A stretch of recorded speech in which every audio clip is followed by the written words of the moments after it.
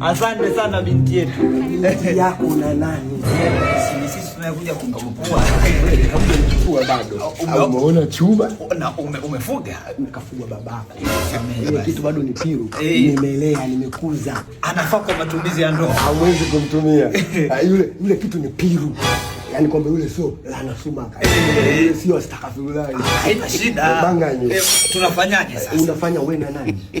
Sema hivi, unatakaje mzee? Unatakaje mzee? Nataka hivi. Sasa mimi na mwanangu tulikaa tukazungumza kwamba mahali milioni 2.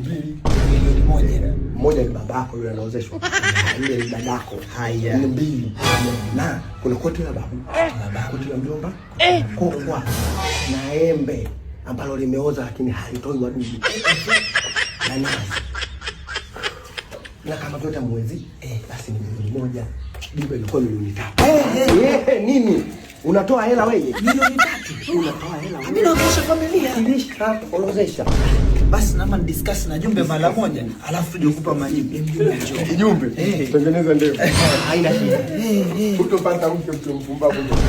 Milioni 3. Huyu mzee katona siki bopa au? Huyu ngoja unampiga kwamba siradibia service jiona amefunga. Na hela umeelewa sasa. Hawezi kujua mambo ya transaction bwana. Sasa mzee wenu nani?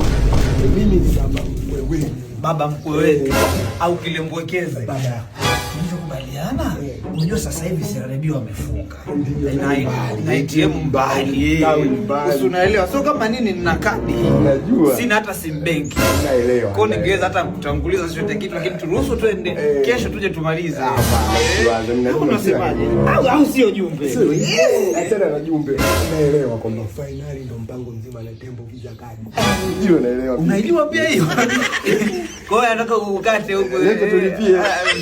Kwamba hiyo unajua kabisa kwamba ukitumia kuchanja kuna nafasi hata za kwenda FIFA World Cup 2026. Unajua. Hata TV nchi 85 pia kuipata hii kadi ni rahisi mno. Chafua hela. Mmoja ukienda ondoka nao shika. Ushatoa. Mchukue hela yake. Jamani. Haya sasa mzee. Unatupa twende naye au nani? Binti yako. Nyuma unaje? Fungashi twende naye. Fungashi mtu. Hapa fungashi mtu. Nishamwambia yule ni piru. Mmanganyi. Lazima uelewe ndo atoke hapa ndani. Lakini mbona hiyo faidi ile kujana ofisini wa salamu? Kama tunaanza kuwa hata na CRDB tukafanya miamala. Na nyinyi wajanja sana. Wajanja. Hebu tufanye mchakato ili utaki.